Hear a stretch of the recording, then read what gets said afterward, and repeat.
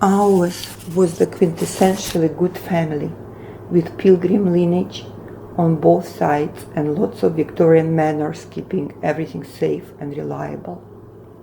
My father's father founded the St. Louis Public Library and the Richardson Drug Company, which became the largest pharmaceutical house west of the Mississippi. My mother's father was a teacher who started the Hillsborough Academy in Illinois and later a private high school in St. Louis called the City University. Fonny and I went to the best schools wearing navy blue skirts with knife-sharp pleats. We sat for private lessons at one of our two Steinway grand pianos and spent summers in Ipswich, Massachusetts at our beach cottage. And everything was very good and fine until it wasn't. My father, James Richardson, was an executive at the family drug company.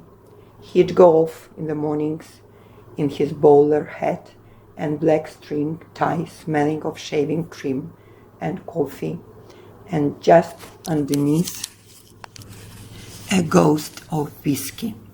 He kept a flask in his dressing gown. We all knew another lay tucked in his desk drawer in the study, which he locked with a tiny silver key. Still another waited behind stacked jars of stewed fruit in the pantry where our cook Marta pretended not to see it. He tried not to be home very often, and when he was quiet and distracted. But he was kind too. My mother, Florence, was his perfect opposite, all sharp creases and pins, full of advice and judgments. It's possible my father was too soft and too cowardly around her, inclined to back away into his study or out the door rather than face up to her about anything, but I didn't fault him for this. My mother always preferred Fonny, who was 22 months older than me. We had an older brother, Jamie, who was off to college before I started kindergarten. And there was Dorothea, 11 years older, but very dear to me just the same, who married young and lived nearby with her husband, Dudley. Because of the closeness in our ages, Fonny was my primary companion as a girl, but we couldn't have been more different. She was obedient and bendable and good in a way my mother could easily understand and praise. I was impulsive and talkative and curious about everything, far too curious for my mother's taste. I loved to sit at the end of our driveway, my elbows on my knees, and watch the streetcar trundle along the center of the boulevard, wondering about the men and women inside, where they were headed, what they were thinking, and if they noticed me there, noticing them. My mother would call me back to the house and send me up to the nursery, but I'd simply stare out the window, dreaming and musing. "What could you possibly be fit for?" she often said. "You can't keep your head out of the clouds." It was a legitimate enough question, I suppose. She worried about me because she didn't understand me in the least. And then something terrible happened. When I was 6 years old, I managed to dream myself right out of the window. It was a spring day, and I was homesick from school. When I grew bored with the nursery, which generally happened quickly, I began to watch Mike, our handyman, pushing a wheelbarrow across our yard. I was crazy about Mike and found him infinitely more interesting than anyone in my family. His fingernails were square and nicked. He whistled and carried a bright blue handkerchief in his pocket. "What are you up to, Mike?" I said, shouting out the nursery window, craning over the sill to better see him. He looked up just as I lost my balance and fell crashing to the paving stones below. For months, I lay flat in bed while the doctors wondered if I would walk again. I recovered slowly, and as I did, my mother had a baby carriage specially adapted for me. She liked to push me around the neighborhood, stopping at each of our neighbors' houses so they could exclaim about the wonder of my survival. "Poor Hadley," my mother said. "Poor hen." She said it over and over until her words became stitched onto my brain, replacing any other description of me, as well as every other possible outcome. It didn't matter that I healed completely, learning to walk without a limp. My constitution was a great worry in the house, and stayed that way. Even the slightest sniffle, it was thought, would damage me further. I didn't learn to swim, didn't run and play in the park as my friends did. I read books instead, tucked into the window seat in the parlor, surrounded by swirls of stained glass and claret-colored drapes. And after a time, I stopped struggling even internally against the prescribed quietness. Books could be an incredible adventure. I stayed under my blanket and barely moved, and no one would have guessed how my mind raced and my heart soared with stories.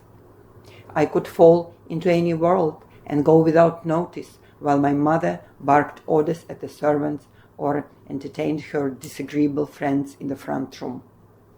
When my father was alive, I often watched him come home while the women were still gathered. Hearing them, he'd freeze and then retrace his steps, slinking back out the door. Where did he go? I wondered. How far did he have to walk, and how much whiskey did it take to quiet my mother's voice in his head? Did he remember the way he used to love his bicycle? I did. There was a time when he would happily ride anywhere in St. Louis, choosing it over any other mode of transportation, probably because of the freedom it offered. Once he hitched a cart to the back and took Fonny and me along the paths in Forest Park, singing Waltzing Matilda. He had the most beautiful baritone, and as threads of song floated back to us in the cart that day, his happiness seemed so real and so strange to me, I was afraid to move in case I might startle it away. It was a cold morning in February when a single shot rang through the house. My mother heard it first and knew instantly what had happened. She hadn't let herself think the word suicide. That would be too terrible and too common, but she'd been half expecting it just the same. Downstairs, behind the locked doors of his study, she found my father lying on the carpet in a pool of blood, his skull shattered. For weeks after, the noise of my father's death rang through the house. We learned he'd lost tens of thousands of dollars in the stock market, that he'd borrowed more and lost that too.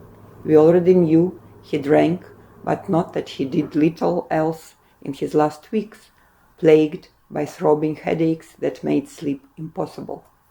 After he was gone, my mother stayed in her room, crying and confused and staring at the drawn curtains while the servants took over. I'd never seen this kind of chaos in my house and didn't know what to do with it but play Chopin's nocturnes and cry for my father, wishing I had known him better. The door to my father's study stayed closed for a time, but not locked. The carpets had been cleaned but not replaced. The revolver had been emptied and polished and placed back in his desk, and these details were so terrible I couldn't help but be magnetized by them. Again and again I imagined the last moments of his life, how alone he must have felt, how deadened and how hopeless, or else he couldn't have done it, lifting the muzzle and tripping the trigger. My mood grew so low that my family began to worry I might hurt myself. Everyone knew that children of suicides stood a greater risk of taking that route. Was I like him? I didn't know, but I had inherited his migraine headaches. Each one resembled a dreadful visitation, pressure and nausea, and a dull but constant thrumming from the base of my skull while I lay absolutely still in my airless room.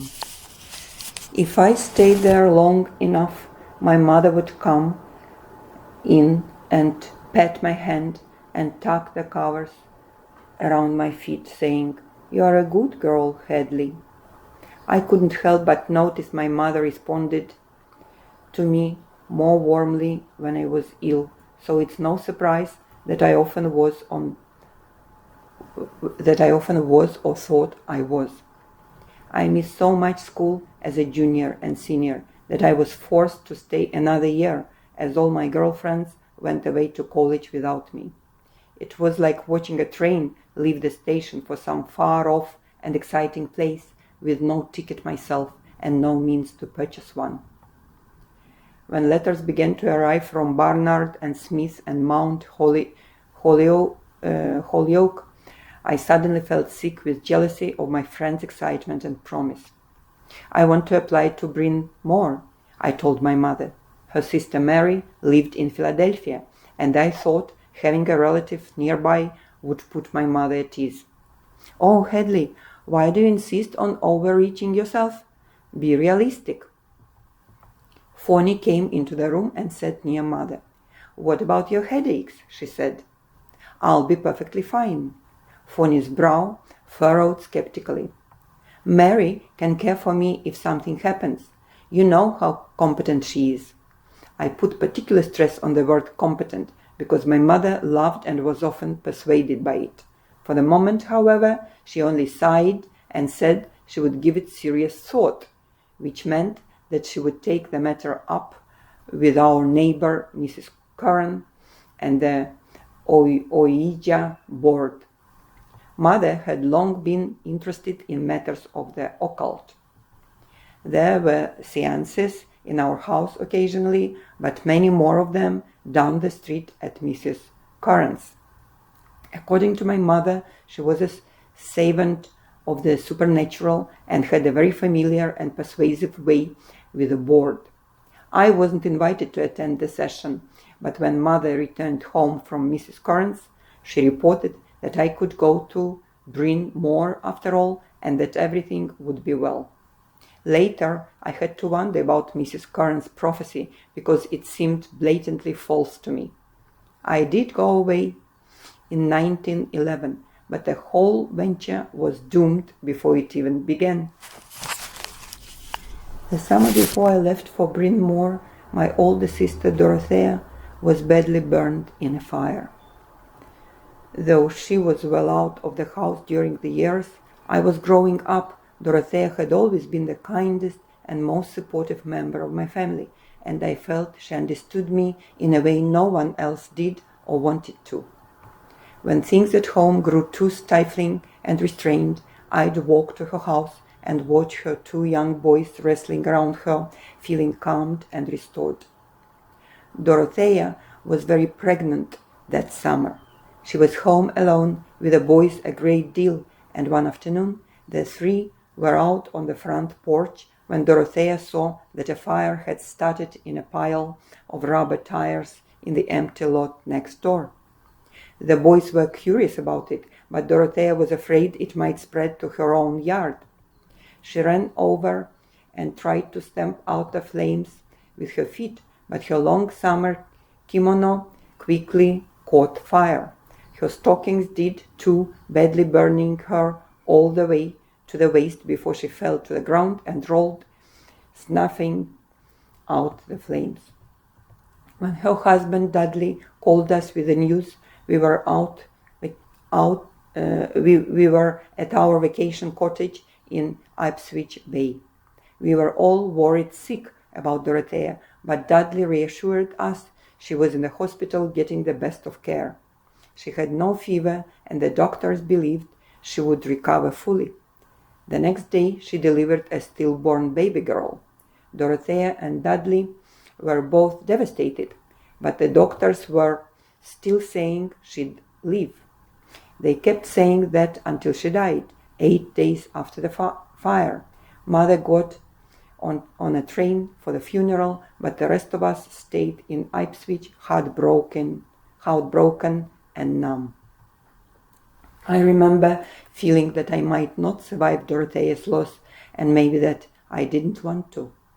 Mother came back from St. Louis, bringing Dudley and the boys with her. They stepped off the train, looking wretched. And what comfort could I offer? They have no mother, I found myself thinking over and over. One afternoon, shortly after the funeral, there was a terrible storm in Ipswich Bay, and I talked one of the boys from a neighboring cottage into taking me out in it, in a rowboat. Waves slashed at the bow and came stinging over the sides and into our faces. I couldn't even swim, but he didn't turn back, even when the lighthouse captain signaled us to come in.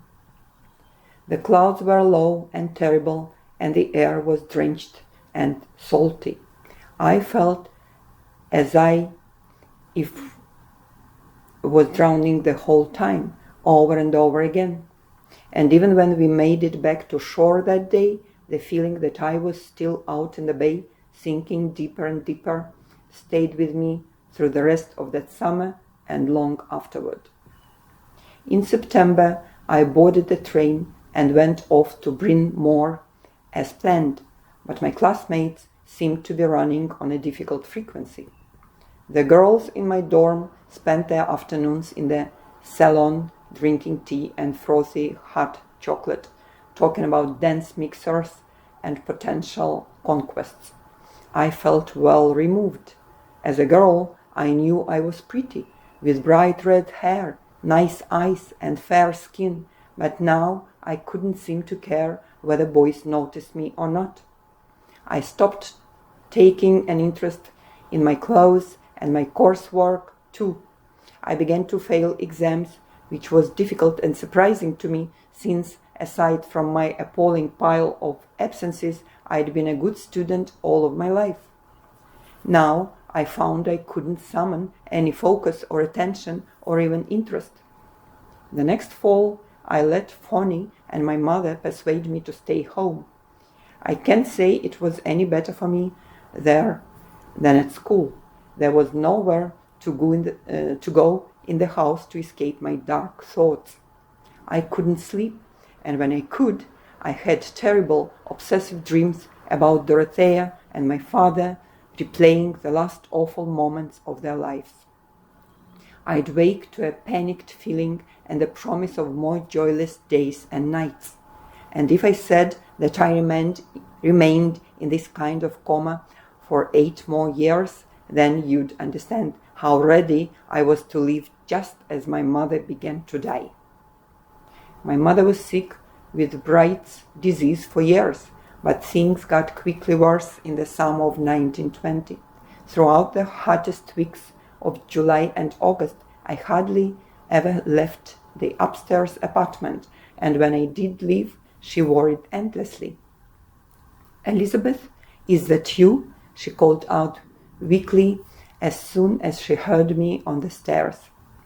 I wasn't sure why she was using my given name after all these years, but much about her baffled me just then.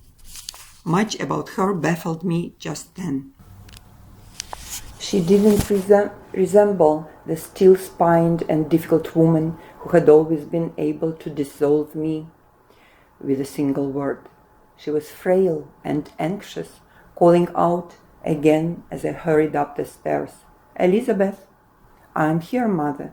I came into the main room where she rested on the worn pink velvet settee.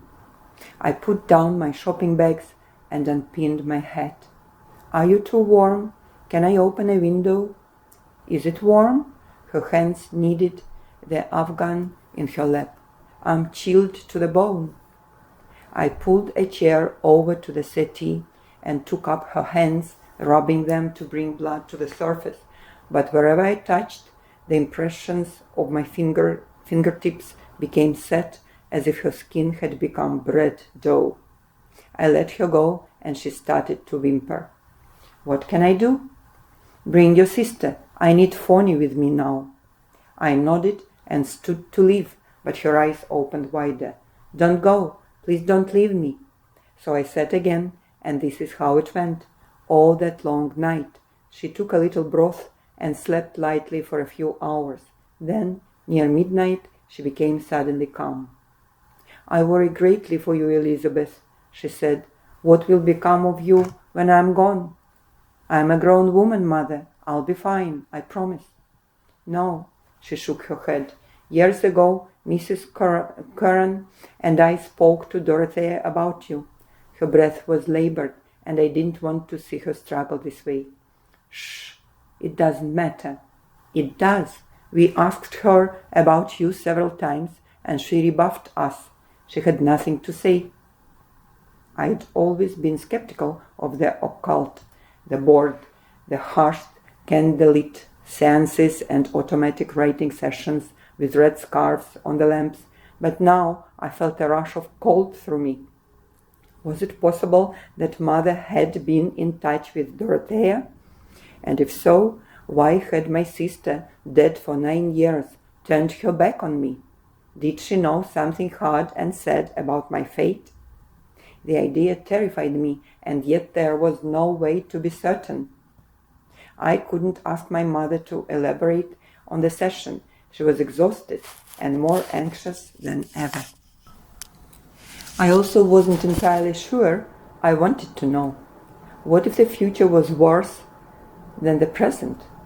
What if it didn't exist at all? All that August night I stayed in the straight-backed chair next to the settee. I swabbed Mother's forehead and neck with a damp cloth and looked out at the warm summer night, the dark sky and darker trees, everything as remote as exhibits in a museum. And I knew that I too could die in this room. This was one way my life's wheel could turn.